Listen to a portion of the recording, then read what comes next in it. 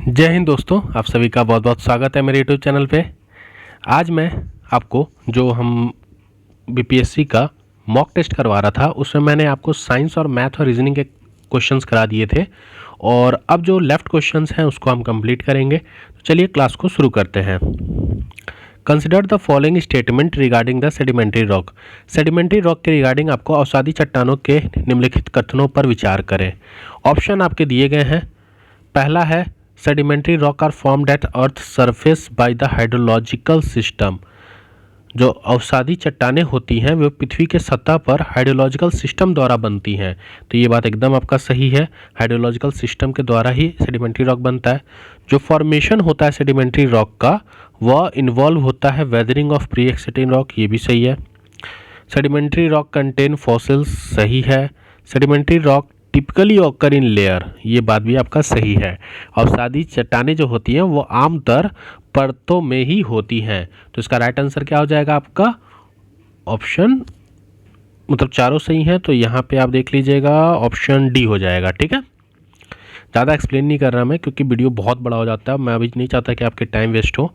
With reference to the continental crust, कौन सा statement आपको बताना है कि सही है कॉन्टिनेंटल क्रस्ट के हिसाब से।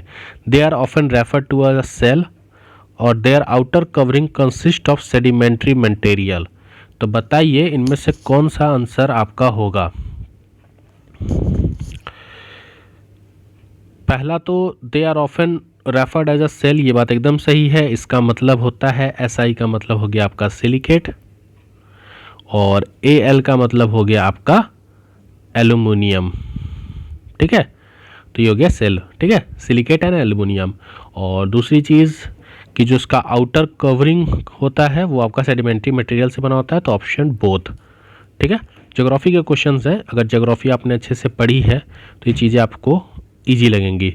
With reference to the asthenosphere, कौन सा फॉलोइंग स्टेटमेंट आपको बताना है कि सही है। एस्थेनोस्फेयर, तो बताइए ये जेली लाइक स्ट्रक्चर होता है, सब्सटेंस होता है, इसका मेन सोर्स मैग्मा होता है या ओपन पोर्शन ऑफ क्रस्ट होता है।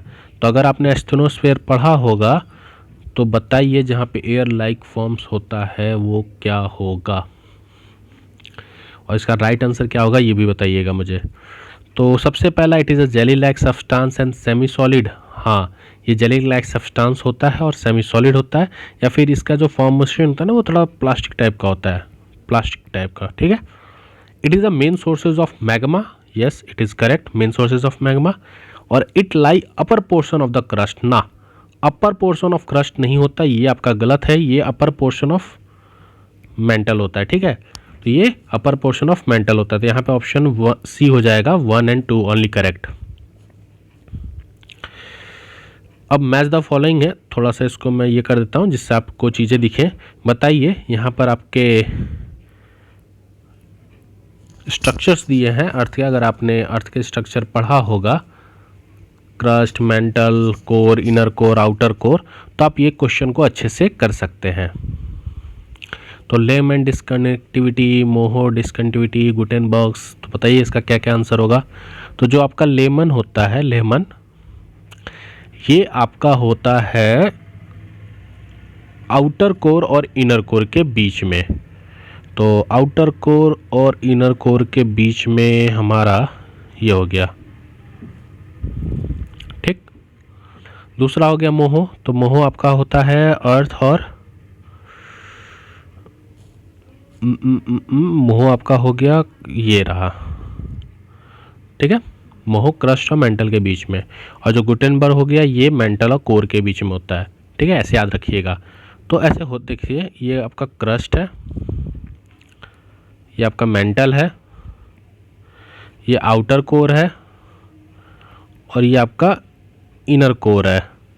तो यहाँ पर आपका मोह होता है, मोह कहाँ होता है, क्रस्ट और मेंटल के बीच में क्या होता है, मोह होता है। मेंटल और आउटर कोर के बीच में आपका गुटेनबर्ग होता है, और आउटर कोर और इनर कोर के बीच में आपका क्या होता है, लेहमन होता है। ठीक है, लेहमन, याद रखिएगा ये क्रस्ट जो आपने अगर ज्योग्राफी पढ़ी होगी तो वर्ल्ड ज्योग्राफी में स्ट्रक्चर ऑफ अर्थ पढ़ेंगे तो उसमें ये सारी चीज़ें मेंशन है। बताइए यहाँ पर वोल्केनो दिया हुआ है, यहाँ पे प्लेसेस दिए गए हैं।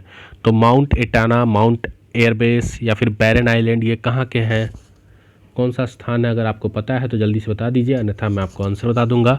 तो जो माउंट इटाना है ये आपकी इटली में है, तो इसका आंसर हो जाएगा 3। और बैरन लैंड ये आपका अंडमान आइसलैंड में है, ठीक है, ये आपका अंडमान सी के पास है ये। और माउंट एवरेस्ट ये आपका अंटार्कटिका में। तो माउंट एवरेस्ट जो माउंट एरेबस है ना, ये आपका जो वहाँ पर रॉस आइसलैंड है, रॉस आइसलैंड यहीं पे पाया जाता है, ठीक है। चलिए आगे बढ़ते हैं। क्वेश्चन नंबर 46 है, which of the following is best describe the term liquefaction. तो बताइए लिक्विफिकेशन का सबसे मतलब सही इसमें से कौन सा है। ऑप्शन आप देख लीजिए, यहाँ पर 2 ऑप्शन यहाँ दिए गए हैं और बाकी मैं नीचे भी दिखा देता हूँ छोटा करके। हाँ, ये देख लीजिए और बताइए कौन सा आंसर सही है इसमें। तो लिक्विफिकेशन वह प्रक्रिया होती है जिसमें मिट्टी अस्थायी रूप से अपनी ताकत खो देता है। तो answer is this, soil temporary lose strength and behave like a liquid. तो याद रखिएगा लिक्विफिकेशन में सॉलिड क्या बन जाता है, लिक्विड की तरह बिहेव करने लगता है। आगे बढ़ते हैं। Which of the following gases erupt from the volcano. Volcano से कौन सी गैस निकलती है, ज्वालामुखी से कौन सी गैस निकलती है? तो जल्दी से बताइए इसका राइट आंसर क्या हो जाएगा। तो ज्वालामुखी से आपका वाटर वेपर निकलता है, कार्बन डाइऑक्साइड निकलता है, sulphur dioxide and carbon monoxide. आपका चारों आंसर हो जाएंगे option D. Match list with the, यहाँ पे आपका ट्रेंच दिया हुआ है और यहाँ पे प्लेसेस दिए गए हैं। तो बताइए कौन सा ट्रेंच है। मुझे एक चीज़ बताइए, इंडिया और श्रीलंका के बीच में कौन सा ट्रेंच आता है, ये भी कमेंट करके बताइएगा। ये पूछा था एक बार क्वेश्चन। तो अगर हम टोंगो ट्रेंच की बात करें तो टोंगो ट्रेंच आपका पैसिफिक ओशन में है, सुंडा ट्रेंच इंडियन ओशन में है और रिको ट्रेंच आपका अटलांटिक ओशन में है। तो सामने सामने आंसर है, तो इसका 1 2 3 ऑप्शन हो जाएगा ये वाला ऑप्शन ए। आगे बात करते हैं, विच ऑफ द, यहाँ बताइए which of the following are the types of physical weathering process. Physical weathering process में कौन कौन से टाइप होते हैं? तो क्या ये तीनों होते हैं, ब्लॉक सेपरेशन, ग्रेनुलर डिसइंटीग्रेशन या फॉरेस्ट वेगिंग? तो फिजिकल वेदरिंग प्रोसेस भौतिक अपक्ष प्रक्रिया में आपका विगलन और हिमीकरण मतलब फ्रॉस्ट वेजिंग होता है, ग्रेनुअल डिसइंटीग्रेशन होता है और ब्लॉक सेपरेशन होता है। ब्लॉक सेपरेशन का क्या काम होता है, ये रॉक को ब्रेक करता है जॉइंट्स पे, तो रॉक को जॉइंट्स पे ब्रेक करने का काम करता है ब्लॉक सेपरेशन। जो आपका ग्रेनुअल डिसइंटीग्रेशन होता है ये रॉक्स को ब्रेकिंग डाउन में मदद करता है, rock break down of rocks. और जो फ्रॉस्ट वेजिंग होता है ये मैकेनिकली होता है थ्रू वाटर, मतलब एक्शन थ्रू वाटर, ठीक है। Which one of the following best describe the slow flow of saturated soil down slope under the pull of gravity in the periglacial zones. निम्नलिखित में से कौन सा कथन पेरिग्लिशियल क्षेत्रों में गुरुत्वाकर्षण के खिंचाव के तहत संतृप्त मिट्टी के ढलान की ओर धीमे प्रवाह का सबसे अच्छा वर्णन करता है? तो बताइए इसका राइट आंसर क्या होगा। इंग्लिश हिंदी में दोनों में मैं क्वेश्चन दिखा देता हूँ, क्योंकि होता क्या है ना कि बहुत बच्चे इंग्लिश में पढ़ते हैं, बहुत हिंदी में पढ़ते हैं, तो मैं नहीं चाहता कि आप इसी में कंफ्यूज रहें। तो आप हिंदी में भी देख लीजिए, मैंने इंग्लिश में पढ़ा है इसलिए मैं इंग्लिश में आपको एक्सप्लेन कर दे रहा हूँ। आप हिंदी में आंसर क्वेश्चन देख के उसका आंसर देख लीजिएगा, याद कर लीजिएगा। तो बात करें हम यहाँ पे पेरिलॉजिकल जोन, तो पेरिलॉजिकल जोन होता क्या है? पेरिलॉजिकल जोन वह जोन होता है जहाँ पे ग्राउंड जो होती है ना हमारी, वो फ्रोजन होती है, ठंडी होती है। कब तक? सम पीरियड ऑफ ईयर तक। तो ऐसे जोन को हम क्या कहते हैं? सॉलिफिकेशन कहते हैं, ठीक है। आगे बढ़ जाते हैं। Which one of the following best describe they are low linear and parallel ridge courses deposit along the bank of river. Parallel है, लो और लीनियर है बैंक ऑफ द रिवर पे, तो ये आपका राइट आंसर हो जाएगा बैंक ऑफ द रिवर, तो नेचुरल लिव्स, ठीक है, प्राकृतिक तटबंध। विच ऑफ द फॉलोइंग आर dynamically induced pressure belt. Dynamically induced pressure belt कौन सा होता है? तो डायनेमिकली इंड्यूस्ड प्रेशर बेल्ट आपका इक्वेटर नहीं होगा। इक्वेटर क्या होता है? इक्वेटर डायनेमिकली नहीं होता है, इक्वेटर थर्मली इंड्यूस्ड बेल्ट होता है। ठीक है, थर्मली इंड्यूस्ड बेल्ट होता है इक्वेटर। सब ट्रॉपिकल हाई प्रेशर बेल्ट, हाँ ये हो जाएगा सब ट्रॉपिकल हाई प्रेशर बेल्ट, और सब polar high pressure low pressure belt ये भी हो जाएगा। ये आपका अप्रॉक्स 60 डिग्री से 65 डिग्री नॉर्थ साउथ दोनों तरफ होता है।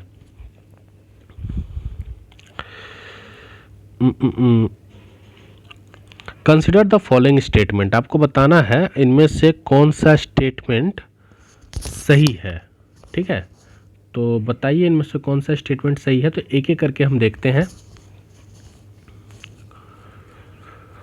पहला दिया है the valley of Kashmir is located between greater Himalaya and middle Himalaya. Kashmir घाटी ग्रेटर हिमालय मिडिल हिमालय के बीच में है, ये बात एकदम आपका कथन सही है। Karewas landform are between greater middle Himalaya. Karewas आपका फर्टाइल लैंड को कहते हैं, फर्टाइल लैंड या फर्टाइल सॉइल कहिए।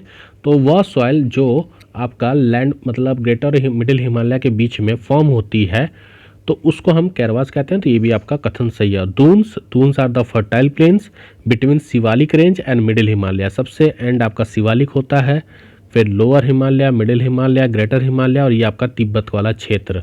ठीक है, तो दून्स अगर सबसे लार्जेस्ट दून पूछ ले आपसे तो Dehradun one of the largest Doon, one of the नहीं लार्जेस्ट दून ही है। ठीक है, चलिए आगे बढ़ते हैं। With reference to the cotton consider the following statement. बताइए कपास के संबंध में कौन सा कथन आपका सही है। ठीक है, देखिए मैं एक्सप्लेन कर दे रहा हूँ, हो सकता है कि मैं आपको इसमें टिक ना मारूँ कि कौन सा सही है कौन सा गलत, तो मैं एक्सप्लेन कर दे रहा हूँ तो आप उस चीज़ को समझ जाइएगा। ठीक है, तो पहला देखते हैं cotton require a moderate temperature. हाँ मॉडरेट टेम्परेचर तो कॉटन को चाहिए, लेकिन 10 डिग्री नहीं होता है और 20 डिग्री नहीं, ये कथन आपका गलत है। वो आपका 21 डिग्री से 30 डिग्री के बीच में होता है। ठीक है, 21 से 30 डिग्री के बीच में होता है। It require at least 50 Frost day ना, 50 दिन में तो ये होगा ही नहीं। कितने दिन में होगा? लमसम इसको चाहिए आपका 7 से 8 महीने। तो 7 3 या 20 मतलब लमसम आप मान के चलिए 210 दिन चाहिए आपको। Cotton corporation of India was stabilized under the companies act 1956। हाँ, कंपनीज एक्ट 1956 के अंदर ये है। और ये जो कॉटन कॉर्पोरेशन ऑफ इंडिया है इसको स्टेबलाइज किया गया था आपका 1970 में। 1970 में इसको स्टेबलाइज किया गया था। ठीक है, regular soil is well suited for the cultivation. हाँ, रेगुलर सॉइल को ही ब्लैक सॉइल कहा जाता है, तो कंफ्यूज मत होइएगा, ब्लैक सॉइल या ब्लैक कॉटन सॉइल। तो इसका आंसर क्या हो जाएगा आपका? ऑप्शन 3 और 4 आपका सही है। चलिए आगे बात करते हैं। ब्रंटलैंड रिपोर्ट पब्लिश्ड इन विच। तो ब्रंटलैंड रिपोर्ट किस वर्ष प्रकाशित की गई थी? सबसे पहले तो आपको पता होना चाहिए कि रिपोर्ट होता क्या है, तभी आप बता पाएंगे। तो ब्रंटलैंड रिपोर्ट आपकी पब्लिश की गई थी 1987 में। ठीक है, और ये रिपोर्ट को चेयर जो कर रहे थे, इस रिपोर्ट को जो चेयर कर रहे थे मतलब इसके जो चेयरपर्सन थे, थोड़ा सा हैंडराइटिंग उतना अच्छे नहीं लिख पा रहा हूँ मैं, इसलिए बोल दे रहा हूँ क्योंकि जो पेन है वो उतना अच्छा हैंडराइटिंग नहीं हो पा रहा है मोबाइल पे, तो आप समझ जाइएगा। इसको चेयर कर रहे थे वो आपके थे हैर्लेम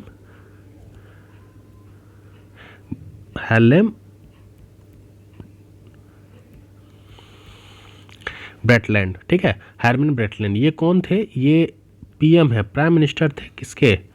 नॉर्वे के। तो नॉर्वे के ये प्राइम मिनिस्टर थे, इसी ने इनको चेयर किया था, इसीलिए इसका नाम पड़ गया ब्रेटलैंड रिपोर्ट। कब प्रकाशित किया गया था? 1987 में। और ये क्या बताता है? हाँ, इसको पब्लिश्ड, तो ये तो चेयरमैन थे, और इसको पब्लिश्ड कौन करता है? WCED इसको पब्लिश करती है। तो पब्लिश कौन करती है? WCED, world commission on environment and development. World commission on environment and development. ठीक है, बाकी चीज़ें मैंने सब बता दी। आगे बढ़ते हैं। Valley of flower national park located in which state. जो valley of flower national park है ये कौन से स्टेट में है? तो ये आपका कौन से स्टेट में है? ये आपका उत्तराखंड के चमोली डिस्ट्रिक्ट में है, उत्तराखंड के चमोली डिस्ट्रिक्ट में है। और इसको डिस्कवर किया गया था आपका 1931 में, एक ब्रिटिशर्स के द्वारा था, एक ब्रिटिशर माउंटेनर था, उसके द्वारा ये किया गया था। उसका नाम था फ्रैंक कुछ करके था, हाँ फ्रैंक सी मैथी, फ्रैंक सी मैथी, ठीक है। तो उसने ये डिस्कवर किया था 1931 में। कहाँ पे है? चमोली डिस्ट्रिक्ट में है, ठीक है। आगे बढ़ते हैं। तिलहर वाटरफॉल, तिलहर जलप्रपात कहाँ पे स्थित है? तो बताइए बिहार के किस जिले में तिलहर है? तिलहर से तिलहर कुंड भी आपको दिमाग में आ जाएगा। तिलहर कुंड कहाँ पे है? ये कैमूर डिस्ट्रिक्ट में है, ठीक है। और कैमूर डिस्ट्रिक्ट में है तो फिर आपको एक चीज़ और याद हो जाना चाहिए था कि यहाँ पर आपका कौन सी नदी है? Durgavati, Durgavati river. Which one of the following is not a tributary of Krishna river? Krishna river की कौन सी ट्रिब्यूटरी नहीं है? तो ऑप्शन हो जाएगा यहाँ पे नन ऑफ दी अबव। क्यों? क्योंकि ये तीनों आपकी कृष्णा रिवर की ट्रिब्यूटरी रिवर है, ठीक है। ये सब कुछ एक बीच बीच में स्टैटिक क्वेश्चन आ जाते हैं, तो अगर नहीं बने तो कोई दिक्कत नहीं है। Red sanders consider the following statement. बताइए रेड सैंडर्स किस संदर्भ में आपका बोला गया है? It is a Indian endemic tree species, इसे हम थेरापेटिक प्रॉपर्टी कहते हैं, या फिर ये IUCN के रेड लिस्ट में आता है। तो बताइए इसका राइट आंसर क्या हो जाएगा?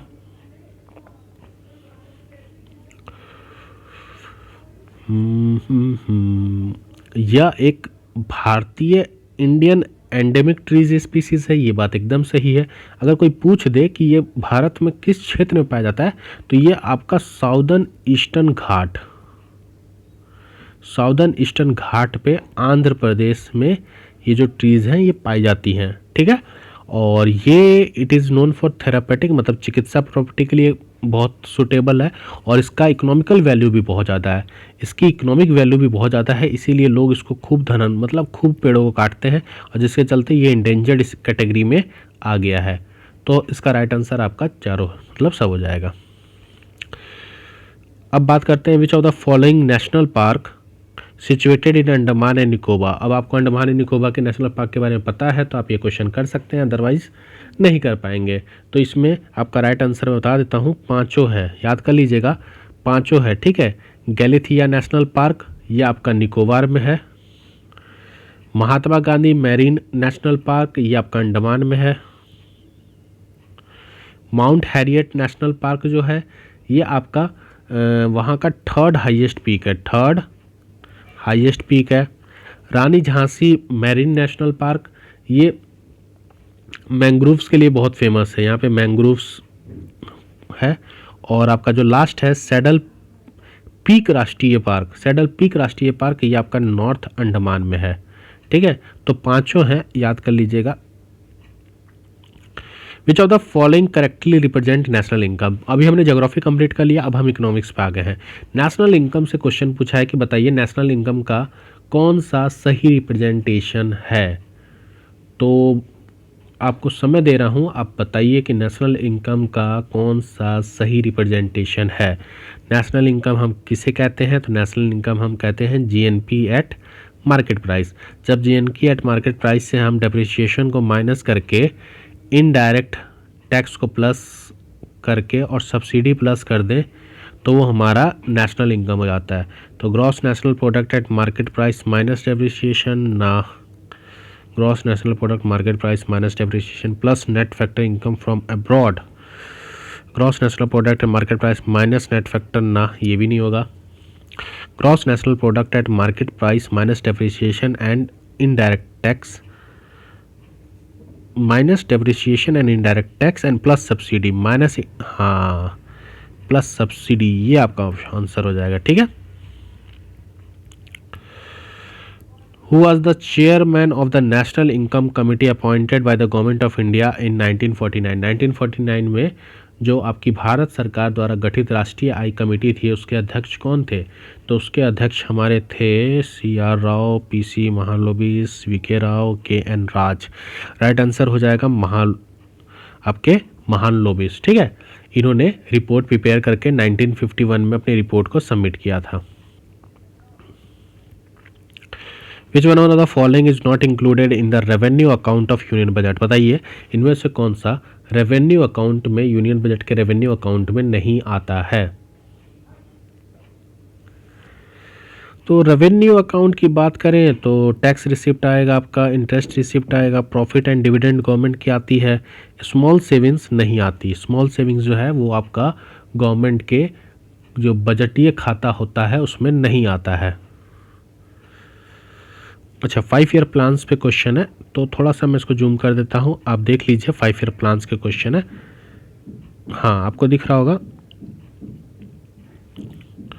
तो अगर फर्स्ट 5 ईयर प्लान की अगर हम बात करें तो फर्स्ट 5 ईयर प्लान किसके बारे में बात करता है? आपका फर्स्ट 5 ईयर प्लान, और किस मॉडल पे ये आधारित था फर्स्ट 5 ईयर प्लान?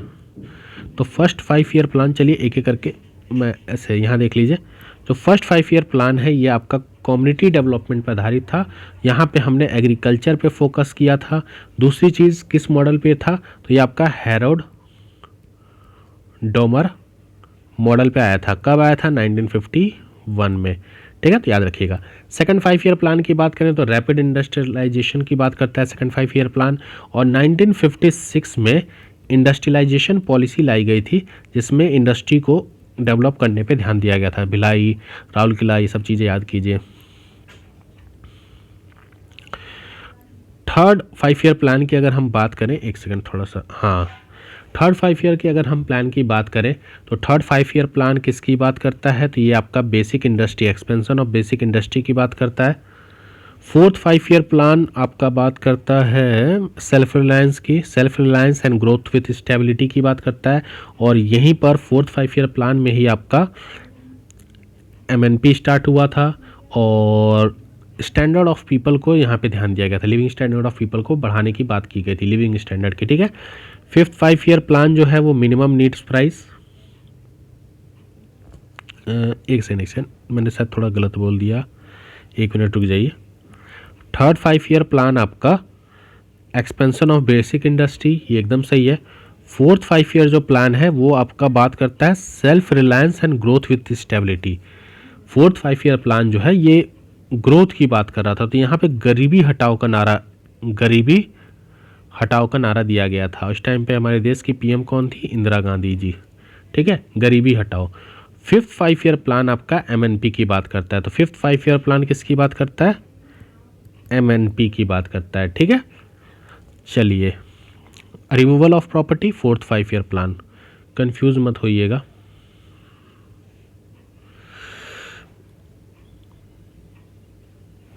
बात करते हैं अगले क्वेश्चंस की।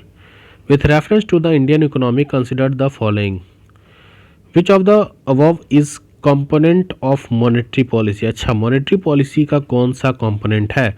तो 2 टाइप की पॉलिसी होती है, एक आपकी होती है मॉनेटरी पॉलिसी, एक आपकी होती है physical policy. Physical policy government control करती है, मॉनेटरी पॉलिसी आपकी RBI कंट्रोल करती है। ठीक है, तो बैंक रेट आपका होगा, ओपन मार्केट ऑपरेशन होगा, पब्लिक डेप्थ ना ये नहीं होगा, पब्लिक रेवेन्यू नहीं, ये नहीं होंगे। टोटल मतलब अगर हम बात करें मॉनेटरी पॉलिसी की तो टोटल 6 आपके टूल्स हैं, 6 टूल्स हैं जो इकोनॉमी में यूज़ करती है RBI to measure the monetary policy. तो क्या क्या वो टूल्स हैं? सबसे पहला आपका SLR है, स्टैट्यूटरी लिक्विडिटी रेशियो, कैश के फॉर्म में। दूसरा है आपका CRR, कैश रिजर्व रेशियो। तीसरा है आपका रेपो रेट। फिर चौथा है आपका रिजर्व रेपो रेट। पांचवा है आपका ओपन मार्केट ऑपरेशन, और छठा है आपका बैंक रेट। तो ये 6 टूल्स हैं जिससे रिजर्व बैंक अपने मॉनेटरी पॉलिसी को क्या करती है? चेक करती है। ठीक है, SLR statutory liquidity ratio, cash reserve ratio, repo rate, reserve repo rate, open market operation और बैंक रेट। चलिए आगे बढ़ते हैं। As for the Bihar economic survey 2023-24, the district which has receive the maximum and minimum rainfall 2022-23 located at the division. देखिए division पे question पूछ दिया है। आपको पता है कि बिहार में टोटल 9 डिवीज़न है और हमने डिवीज़न जो सबसे पहली जो मैंने आपको क्लास कराई थी बिहार तथ्य संग्रह, उसमें मैंने बताया था कि कौन से डिवीज़न में कौन से ज़िले हैं। तो जो हमारी 8-15 में क्लास होती है डेली, उसको भी देखा करिए, जिससे आपको इन सब चीज़ों के बारे में जानकारी मिले। बिहार स्पेशल की क्लास होती है ये, और बिहार करंट अफेयर की भी क्लासेस चल रही हैं, तो उसको भी फॉलो कीजिए।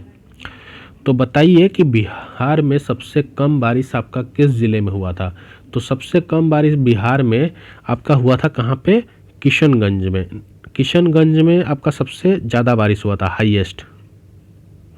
और सबसे कम बारिश हुई थी आपकी कहाँ? जहानाबाद में, ये आपका लोएस्ट है। तो किशनगंज कहाँ आता है? किशनगंज आता है आपका, आता है पूर्णिया में। और जहानाबाद कहाँ आता है? जहानाबाद आपका आता है मगध में। तो इसका राइट आंसर हो जाएगा ये पूर्णिया, किशनगंज और Magadh, Jehanabad. Which of the following measure is not likely to aid improving the India's balance of payment? यहाँ पे किसकी बात कर रहा है? बैलेंस ऑफ पेमेंट की बात कर रहा है। मैं आपको बता देना चाहता हूँ बैलेंस ऑफ पेमेंट होता क्या है। जब हम अपने देश के ऑल ट्रांजैक्शन का मतलब देश में ऑल ट्रांजैक्शन जो हो रहा है पीरियड ऑफ टाइम में, जब उसका रिकॉर्ड रखते हैं तो उसको बीओपी कहते हैं। अब बताइए इनमें से कौन सा आंसर आपका सही है और नहीं।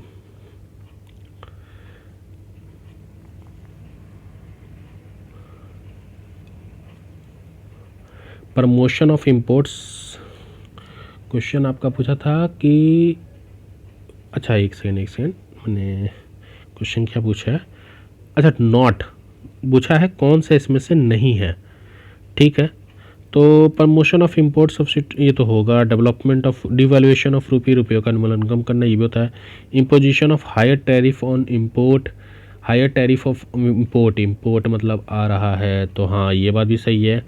Living higher duties on export ना, अगर हम हायर ड्यूटी एक्सपोर्ट पर लगा दे तो हम बेच ही नहीं पाएंगे, तो ये आपका हो जाएगा it is not true about BOP. Which of the following state has lowest density of population census 2011 की जनगणना के हिसाब से राज्य का सबसे जनसंख्या घनत्व वाला सबसे कम कौन सा जिला है? तो इसका राइट आंसर क्या होगा? हिमाचल, वेस्ट बंगाल, मिजोरम, अरुणाचल प्रदेश। तो राइट आंसर हो जाएगा इसका अरुणाचल प्रदेश। अरुणाचल प्रदेश जो है उसकी जो डेंसिटी है पॉपुलेशन की वो सबसे कम है। अगर आपसे हाईएस्ट पूछ लेता है, हाईएस्ट किसकी है? तो हाईएस्ट आपकी दिल्ली की है, याद रखिएगा, हाईएस्ट दिल्ली की है। और इसमें कुछ चीज़ें और हम याद रख सकते हैं, जैसे इंडिया के केस में अगर इंडिया का पॉपुलेशन डेंसिटी पूछ देता कि इंडिया का पॉपुलेशन डेंसिटी क्या है, तो याद रखिएगा ये आपका 382 है 2011 के सेंसस के हिसाब से। और अगर आपसे सेक्स रेशियो पूछ दे तो सेक्स रेशियो भारत का कितना है? 943 है। ठीक है, और अगर आपसे चाइल्ड सेक्स रेशियो पूछ दे तो ये आप याद रखिएगा 919। ठीक है, अगर आपसे कोई लिटरेसी रेट पूछ दे कि लिटरेसी रेट कितना है भारत का, तो याद रखिएगा 74.04%, 74 याद रखिए। और लिटरेसी में मेल का याद रखिएगा, मेल का 10 ज़्यादा कर दीजिए, मतलब 82 कर दीजिएगा, और फीमेल का आप पीछे आ जाइएगा 65। तो फीमेल का 65 है, मेल का 82 है, लिटरेसी रेट भारत का 74 है। हाईएस्ट डेंसिटी रेशियो आपका दिल्ली का है। चाइल्ड सेक्स रेशियो 919 है, सेक्स रेशियो आपका 943 है, और इंडिया का डेंसिटी रेट 382 है। ठीक है, बेसिक जो चीज़ें थी मैंने बता दी, इसीलिए वीडियो लंबा होता है, मैं कम कम क्वेश्चंस कराता हूँ आप लोग को। How many digits are present in the GST, goods and service tax में कितने नंबर होते हैं? तो इसका राइट आंसर हो जाएगा 15। इसमें कुछ एक्सप्लेन नहीं करना, थोड़ा तेजी में अब हम बढ़ते हैं आगे। ठीक है, बताइए which of the following is incorrectly match. Incorrectly match कौन सा है? इंडिया ने अपना टारगेट कब तक रखा है? नेट जीरो टारगेट 2070 तक रखा है, ये बात एकदम सही है। इंडियन रेलवे का 2030, ये भी सही है। बिहार का 2040 सही है। न्यूजीलैंड का नहीं, ये डेवलप कंट्री है, इन्होंने अपना टारगेट रखा है 2050 तक, 2050 तक इन लोगों ने अपना टारगेट रखा है। आगे बढ़ते हैं। Which of the following district of Bihar largest area in term of very dense forest और मॉडरेटली डेंस फॉरेस्ट ISFR की 2021 की रिपोर्ट के हिसाब से आपको बताना है कि बिहार का वह कौन सा जिला है जो सबसे ज़्यादा डेंस फॉरेस्ट है और मॉडरेट डेंस फॉरेस्ट है। तो वो जिला तो आपका चंपारण है, और कौन सा चंपारण है, वेस्ट चंपारण है। अब वेस्ट चंपारण के हिसाब से हमें देखना है कि इसमें से कौन सा स्टेटमेंट सही है। तो it is the same district whose Marcha rice got a GI tag. Marcha rice आपका वेस्ट चंपारण है, तो ये बात एकदम सही है। इट इज़, तो आपका यही आंसर हो जाएगा। बाकी और देख लेते हैं। It is the same district with lowest female literacy rate as for census 2000। Lowest female literacy rate आपका सहरसा है, बिहार में, सहरसा जिला। It is the same district where Paisra palaeolithic site. तो जो आपका पैसरा पूर्व पाषाण काल है वो आपका है मुंगेर में, मुंगेर। और same district were second and third Ramsar site, ये बहुत इंपॉर्टेंट है। सेकंड रामसर साइट आपका क्या है, नागी है, नागी सेंचुरी, और थर्ड क्या है, नकटी। ठीक है, तो सेकंड नागी, नकटी कहाँ पे है, ये दोनों जमुई में है आपका, याद रखिएगा, जमुई में है नागी नकटी। ठीक है, सेकंड और थर्ड। और फर्स्ट अगर किसी को रामसर साइट पता है तो मुझे कमेंट करके बता दीजिए कि फर्स्ट रामसर साइट आपका कहाँ है। तो आपका आंसर इसका ए हो जाएगा। ठीक है, वेस्ट चंपारण इसका था आंसर। आगे बढ़ते हैं। क्वेश्चन नंबर 72 की बात करें तो as per the periodic labour force survey 2022-23 what is the labour force participation rate of Bihar. Bihar का आवधिक श्रम बल सर्वेक्षण 2022-23 के अनुसार बताइए बिहार की श्रम बल भागीदारी कितनी है। कोई पूछ दे कि लेबर फोर्स पार्टिसिपेशन रेट होता क्या है, तो ये होता है कि कितने वर्कर्स काम करने के लिए अवेलेबल हैं। ठीक है, तो वर्कर्स अवेलेबल फॉर वर्क, अरे यार, अवेलेबल फॉर वर्क। ठीक है, तो कितने हैं, 50.9% है। और इसी में एक और रिपोर्ट आती है आपकी WPR। WPR क्या होता है, वर्किंग पॉपुलेशन। यहाँ पे क्या है, LPR labour force population rate. ये क्या होता है, working population. Working population rate Bihar का कितना है, ये आपका 48.7% है, ये वाला। ठीक है, मतलब कितने लोग काम कर रहे हैं, कितने एम्प्लॉयड पर्सन, मतलब employed person in the population. Total population कितना एम्प्लॉयड है, 48.7 है बिहार का। आगे बढ़ते हैं। Which of the following is measured by the Lawrence curve. ये आपका इकोनॉमिक्स का क्वेश्चन आ गया, तो इसका राइट आंसर है आपका, जल्दी बता दीजिए, बेरोजगारी, निरक्षरता, आय का समानता या जनसंख्या वितरण। लॉरेंस कर्व किसने लाया था, तो 1905 में हमारे एक इकोनॉमिक्स थे, मैक्स लॉरेंस, उन्होंने ये कर्व को, मतलब इकोनॉमिक्स थे, बताया था। तो ये इनइक्वालिटी ऑफ इनकम को डिस्क्राइब करता है। आगे बात करते हैं। Which of the following is not among the 4 major section of the development as per interim union budget 2024-25। जो अंतरिम केंद्रीय बजट 2024-25 था उसके हिसाब से बताइए जो 4 प्रमुख वर्गों को डिसाइड किया गया था उसमें से क्या नहीं था, महिलाएं, युवा, बच्चे, किसान। तो अगर आप ध्यान से देखें तो महिलाएं थी, युवा थी, किसान थे, बच्चे नहीं थे। यहाँ पे क्या थे, पुअर था। ठीक है, गरीब। जल जीवन हरियाली अभियान बहुत इंपॉर्टेंट ये टॉपिक है, यहाँ से हर बार क्वेश्चन आता है। जल जीवन हरियाली अभियान ये बिहार गवर्नमेंट ने कब लॉन्च किया था, तो बताइए जल जीवन हरियाली अभियान बिहार सरकार ने कब लॉन्च किया था। जल जीवन अगर हरियाली अभियान के बारे में अगर कुछ चीज़ें बताना चाहूँ मैं, तो ये आपका पब्लिक वाटर स्टोरेज में काम करता है, पब्लिक वाटर स्टोरेज के लिए काम करता है। ये आपका इरिगेशन फैसिलिटी प्रोवाइड करता है, ये आपका कैनाल्स और डैम बनाने में मदद करता है। ठीक है, प्लांटेशन में हेल्प करता है, प्लांटेशन में। फिर ये आपका इरिगेशन में मैंने बता दिया, ऑर्गेनिक फार्मिंग में मदद करता है। तो बहुत सारे काम है इसके। ये आपका 2019 में आया था, तो ये चीज़ें याद रखिएगा। कुछ एक्स्ट्रा चीज़ें इसलिए बता रहा हूँ क्योंकि एग्ज़ाम में डायरेक्ट यहीं से क्वेश्चन नहीं आएगा, आपको कुछ एक्स्ट्रा चीज़ें पते होनी चाहिए जिससे आपको फ़ायदा हो। Consider the following statement regarding the Buddhist teaching. Buddhist teaching की अगर बात करें, बौद्ध धर्म की शिक्षाओं के बारे में, तो आपको पता होना चाहिए कि बौद्ध धर्म में जो शिक्षा थी उसमें 8 फोल्ड, मतलब 8 कितने थे, 8 पार्ट थे ना। तो ये आपका सही हो जाएगा। The world is full of happiness, ना हैप्पीनेस तो नहीं बोला था उन्होंने क्या बोला था कि वर्ल्ड इज़ फुल ऑफ सोरो, दुखी। बुद्धा बिलीव्ड इन गॉड और द सोल, नहीं, बुद्धा गॉड में बिलीव नहीं करते थे। बुद्धा माफ़ कीजिएगा, बुद्धा डिड नॉट, तो यहाँ नॉट लगा दीजिएगा, Buddha not believed in god, ठीक है। और Buddha was in favour of varna system, ना, बुद्धा फेवर में नहीं थे, बुद्धा अगेंस्ट में थे। तो ठीक है, तो इसका आंसर सिर्फ ए होगा। बाकी मैंने चीज़ें आपकी सही कर दी कि आपको चारों पॉइंट भी याद हो जाए। Which of the following statement is not true about the Mauryan administration, Mauryan administration के हिसाब से कौन सा स्टेटमेंट आपका सही नहीं है, बताइए कौन सा स्टेटमेंट सही नहीं है। सेंट्रल एडमिनिस्ट्रेशन गांव प्रशासन के लिए सबसे छोटे स्तर पे थे। देखिए सेंट्रल एडमिनिस्ट्रेशन तो था, village were set smallest level administration ये भी था, आर्मी को कैश में पे किया जाता था ये भी था, स्टेशनरी जो स्पाई थे उसे स्थानिका कहा जाता था, स्थिर जासूस। आपको एक चीज़ बता दूँ कि मुगल के समय में, सॉरी मुगल कह रहा हूँ, मौर्य प्रशासन के समय में दो तरह के जासूस होते थे, एक होता था स्थिर जासूस और एक होता था भटकने वाला जासूस। कौन सा? भटकने वाला जासूस।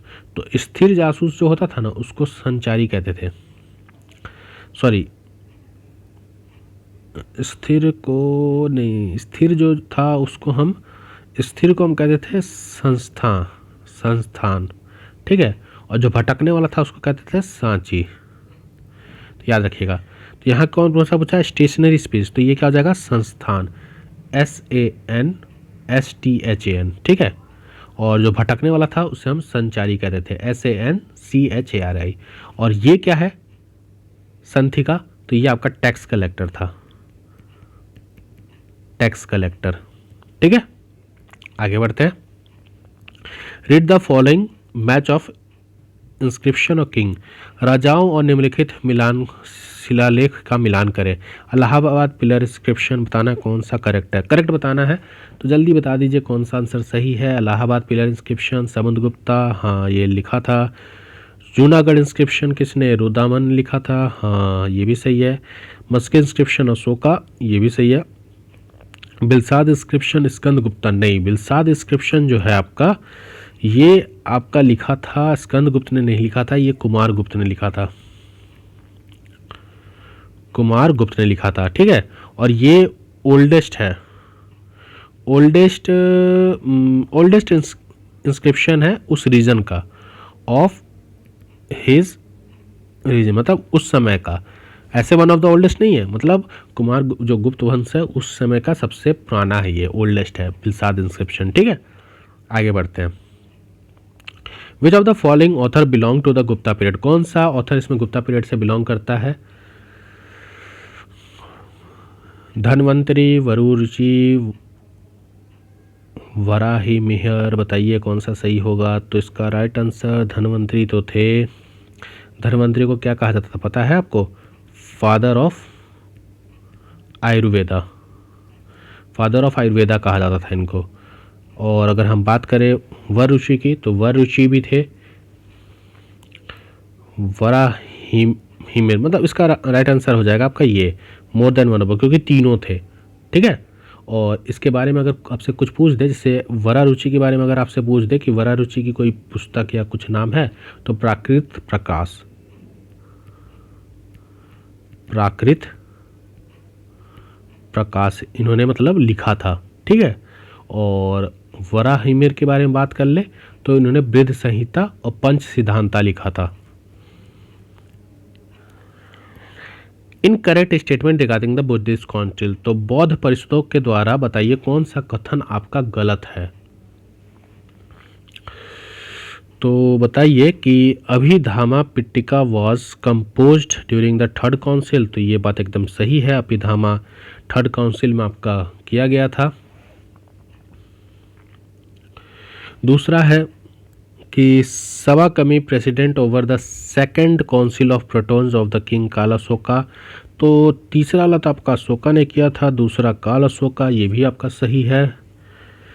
Buddhist was divided into two sects, Mahayana और Hinayana during the second council, ने सेकंड काउंसिल में नहीं हटे थे, ये फोर्थ काउंसिल में आपके डिवाइड हो गए थे, किसमें? फोर्थ काउंसिल में, ठीक है। और इस टाइम पे राजा कौन था? कनिष्का, ठीक है, और कश्मीर में ये हुई थी। Ajatashatru convened the first Buddhist council at Rajgir, हाँ एट द डेट, हाँ ये भी सही है। अजात शत्रु ने पहला करवाया था आपका बौद्ध परिषद बुलाई थी जब मतलब महात्मा बुद्ध की जब मौत हो गई तब, ठीक है। चलिए जल्दी से और कुछ क्वेश्चंस करते हैं, फिर इस क्लास को ओवर करेंगे। Who among the following was not associated with the building of Qutub Minar, Qutub Minar के बारे में बताइए कौन सा इससे एसोसिएटेड नहीं है। तो आपको एक चीज़ बता देता हूँ कि जो कुतुब मीनार बन रहा था उसको बनाने में 3-4 लोगों का हाँ मतलब वो 3-4 लोगों ने उसको पूरा किया था। पहला कुतुबुद्दीन ऐबक, इसी ने स्टार्ट किया था इसको, मतलब बनाने का प्रोसेस स्टार्ट किया था। किसके मेमोरी में ये बना रहा था, तो ये आपका बख्तियार काकी, ठीक है, लिख नहीं रहा हूँ मैं, बोल दे रहा हूँ, बख्तियार काकी के मेमोरी में ये बना रहे थे। इन्होंने बिल्डिंग स्टार्ट की थी, ग्राउंड फ्लोर बना था, उसके बाद इनकी डेथ हो गई। क्या बना था, ग्राउंड फ्लोर बना था, ठीक। इल्तुमिश की बात करें तो इल्तुमिश ने फर्स्ट फ्लोर, सेकंड फ्लोर और थर्ड फ्लोर इल्तुमिश ने बनाया था, ठीक है। अलाउद्दीन खिलजी का इसमें कोई रोल नहीं है। और फिरोज शाह तुगलक की बात करें तो इसने 5th फ्लोर बनाया था और इसने रीइनोवेशन भी कराया था, मतलब रिपेयरिंग का काम भी इसी ने कराया था। इल्तुमिश खिलजी का कोई रोल नहीं है, तो इसका आंसर हो जाएगा इल्तुमिश खिलजी। इल्तुमिश खिलजी इसका आंसर हो जाएगा, ठीक है। Which of the following matches regarding Rajput kingdom is correct, बताइए राजपूत किंगडम के हिसाब से कौन सा आपका कथन या मिलान सही है। तो अगर हम पहले की बात करें चंडेल, तो चंडेल आपका बुंदेलखंड, ये बात एकदम सही है। राठौड़ कन्नौज, सही है। सिसोदिया मेवाड़ से थे, सिसोदिया में 2 राजा थे आपके, एक राणा संगा और एक महाराणा प्रताप, राणा संगा और एक महाराणा प्रताप। और परमार्स ये आपके मालवा रीजन के थे, कहाँ के, मालवा रीजन के, ठीक है। और यहाँ पे एक राजा थे आपके राजा भोज परमार, आई थिंक अगर मैं सही हूँ तो भोज परमार, ये इस वंश के सबसे प्रसिद्ध राजा थे परमार के। आपके ने सुना भी होगा, मतलब एसएससी के लिए एक टीचर है परमार सर, तो ये one of the famous teacher है, बहुत अच्छा पढ़ाते हैं। बात करता हूँ आगे। From whose period Ustad Mansur और Abul Hasan were famous artist, तो बताइए उत्साद मनुसर और अबुल हसन किसके काल में प्रसिद्ध कलाकार थे। तो ये किसके काल में थे, तो ये आपके जहांगीर के काल में थे, बस इतना रखिए, इसमें ज़्यादा एक्सप्लेनेशन नहीं है। सल्तनत रूलर और आर्किटेक्चर का नाम दिया गया है, तो बताइए कुतुबुद्दीन ऐबक, इल्तुमिश, अलाउद्दीन खिलजी, फिरोज शाह तुगलक, और क्या क्या इन्होंने बताया था। तो 2.5 दिन का झोपड़ा किसने बनाया था, अगर आपको पता हो तो 2.5 दिन का झोपड़ा किसने बनाया था, कुतुबुद्दीन ऐबक ने बनाया था, ठीक है। अगर इल्तुमिश की बात हम करें तो इल्तुमिश ने इस्लाम मस्जिद बनाई थी, तो ये रहा इस्लाम मस्जिद। अगर हम खिलजी की बात करें तो खिलजी ने आपका बनाया था क्या, ये अलाई दरवाज़ा और एक और था यहाँ पे सीरी सिटी। अलाई दरवाज़ा और सीरी सिटी किसने बनाया था, अलाउद्दीन खिलजी ने, ठीक है। और फिरोज शाह तुगलक की अगर हम बात करें तो फिरोज शाह तुगलक ने क्या बनाया था, दारुल सिफा फिरोज शाह तुगलक ने बनाया था, दारुल सिफा, ठीक है। और दारुल सिफा के साथ साथ अगर एक और बात करूं मैं तो सिफा खाना ये हॉस्पिटल था, ये हॉस्पिटल के नाम है। तो फिरोज शाह तुगलक ने हॉस्पिटल बनाया था जिसका नाम था दारुल सिफा और सिफा खाना। आगे बढ़ते हैं। Which of the following statement regarding Al Biruni और हिज राइटिंग इज रॉन्ग, तो बताइए कि इनमें से कौन सा कथन अल बिरूनी के मतलब लेखन से गलत है। तो अल बिरूनी बॉर्न इन 1973, ये सही है। Sultan Mohammed took Al Biruni to his capital Ghazni, ये भी आपका सही है। अल बिरूनी कुतुबुद्दीन हिंद इज़ रिटन बाय पर्शियन, ये आपका गलत है। जो अल बिरूनी किताब है उल हिंद फारसी में लिखी गई थी, ये ऑप्शन आपका क्या है, रॉन्ग है। तो ऑप्शन बी हो जाएगा। एक्सप्लेनेशन में इसमें नहीं कर रहा ज़्यादा। Wrong statement about the following भक्ति संत, तो भक्ति संत के हिसाब से कौन सा स्टेटमेंट गलत है? अलवर शिव के भक्त थे, नयान विष्णु के भक्त थे, या फिर आपका Basavanna followers were the known as Virashaivas. तो इसमें से बताना कौन सा कथन आपका गलत है। तो आपका ये दोनों कथन जो है ये गलत है, तो option A and 1 and 2। Which of the following statement regarding moderate Congress leader is true? हमने ऊपर एंशिएंट हिस्ट्री कर लिया, अब हम आ गए हैं कहाँ पर? आपका मॉडर्न हिस्ट्री पे। तो चलिए मॉडर्न हिस्ट्री देखते हैं। मॉडर्न हिस्ट्री से क्वेश्चन भी आपका ज़्यादा आता है। तो मॉडरेट कांग्रेस लीडर की बात कर रहा है, तो they demanded a greater voice for the Indians in the government and in administration. ये बात सही है। They wanted the legislative council to be introduce in provinces. हाँ, ये बात भी इनकी सही है। प्रोविनेंस में, प्रांतों में विधान परिषद की शुरुआत होनी चाहिए, इन्होंने कहा था। आगे बात करें, they called for the civil service examination to be held in India बस। हाँ, जो सिविल सर्विस एग्जामिनेशन है ये आपकी लंदन में होती थी, तो इन्होंने डिमांड किया था कि इंडिया में इसको करवाया जाए। और they demanded separation of judiciary from educative, मतलब आपका न्यायपालिका और कार्यपालिका अलग अलग काम करने की मांग थी, ये भी इन्होंने कहा था। और आर्म्स एक्ट की भी इन्होंने क्या की थी? मांग की थी। ठीक है, तो चलिए ये सारी चीज़ें थी। आगे बढ़ते हैं। वंदे मातरम मूवमेंट किसके खिलाफ शुरू किया गया था? Deltaic Andhra against. तो Vande Mataram movement erupted in deltaic Andhra against कब? मतलब बोल रहा है डेल्टाई आंध्र में वंदे मातरम आंदोलन किसके खिलाफ शुरू किया गया था? तो ये आपका शुरू किया गया था कब? बंगाल के विभाजन के थ्रू। तो ऑप्शन ए, बंगाल का विभाजन। तो 1905 में आपको पता है कि कर्जन ने, जो वाइसरॉय था कर्जन, इसने डिक्लेयर कर दिया, मतलब पार्टीशन ऑफ बंगाल किया था। इसका मेन उद्देश्य क्या था? कि बंगाल में जो राजनेता हैं उनके प्रभाव को कम करना, क्योंकि बंगाल आपका सबसे प्रमुख शहर था बंगाल, और यहाँ पर जो राजनीतिक गतिविधियाँ थीं बहुत तेज़ी से हो रही थी। तो इसी गतिविधियों को कमज़ोर करने के लिए इसने ये फैसला लिया था कर्जन ने 1905। बात करते हैं which of the following pairs are correctly match. तो बताइए इनमें से कौन सा फॉलोइंग पेयर आपका करेक्टली मैच है? ऑप्शंस आपके सामने है, देख के जल्दी से बता दीजिए कि कौन सा ऑप्शन आपका सही होगा। तो देखिए आपका जो 1885 में है ये कांग्रेस से स्टेबलाइज्ड हुआ था, किसके द्वारा? ए यू होम के द्वारा, आपको पता होना चाहिए। और दिसंबर में ये हुआ था। 1905 में पार्टीशन ऑफ बंगाल, ये मैंने अभी बताया, कर्जन के द्वारा। 1906 में फॉर्मेशन ऑफ मुस्लिम लीग। हाँ, मुस्लिम लीग फॉर्मेशन हुई थी। कहाँ हुई थी, किसी को पता है? मुस्लिम लीग कहाँ फॉर्मेशन हुई थी? डक्का में हुई थी, DACCA डक्का में। ठीक है, ऑल इंडिया मुस्लिम लीग आपका डक्का में हुई थी। और इसने जो बंगाल पार्टिसिपेशन हुआ था, इसको इसने क्या किया था? सपोर्ट किया था। तो मुस्लिम लीग सपोर्टेड बंगाल पार्टीशन। ठीक है, और 1907 में डिवीजन ऑफ कांग्रेस हुआ था। 1907 कहाँ हुआ था? आपका सूरत में हुआ था, सूरत में हुआ था। ठीक है, ये लास्ट क्वेश्चन है हमारा। Which of the following turn, या और कुछ कर लेते हैं। तो which of the following turn out to be the first all India struggle against the British government. तो all India struggle British government, तब ब्रिटिश सरकार के खिलाफ पहला जो अखिल भारतीय संघर्ष है वो कौन सा था? तो ये आपका रॉलेट एक्ट था। ठीक है, कब आया था आपका रॉलेट एक्ट? तो 1919 में आया था। और क्या था इसके बारे में, तो कमेंट करके थोड़ा बताइए मुझे, जिससे आपकी तैयारी का पता चल सके। चलिए कुछ 4-5 क्वेश्चन और है, फिर मैं इस क्लास को कवर करता हूँ।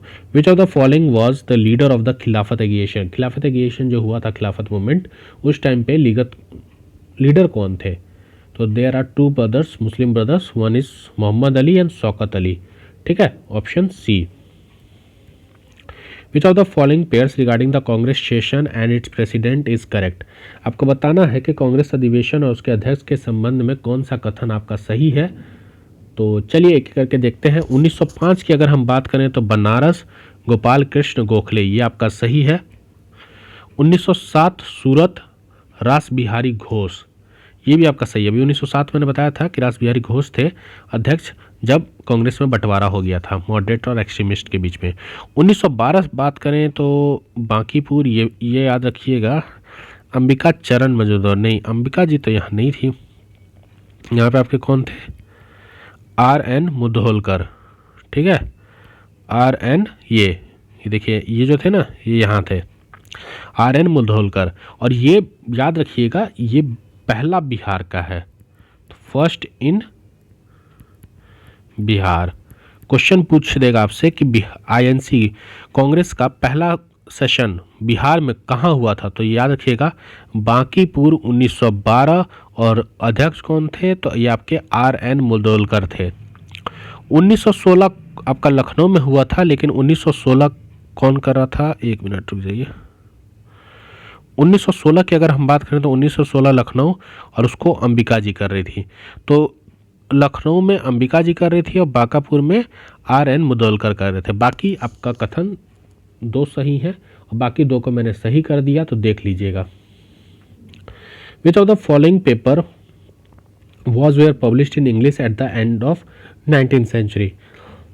सॉरी, कौन सा 19 शताब्दी के अंत में अंग्रेजी में प्रकाशित होने वाला पत्र कौन सा है, तो देखिए सोम प्रकाश, हिंदू पेरियड और हिंदू प्रकाश, ये आपके सब इंग्लिश वाले हैं। हिंदुस्तान ये आपका हिंदी में आया था, याद रखिएगा। Which of the following organisation merged with the Indian National Congress in 1886।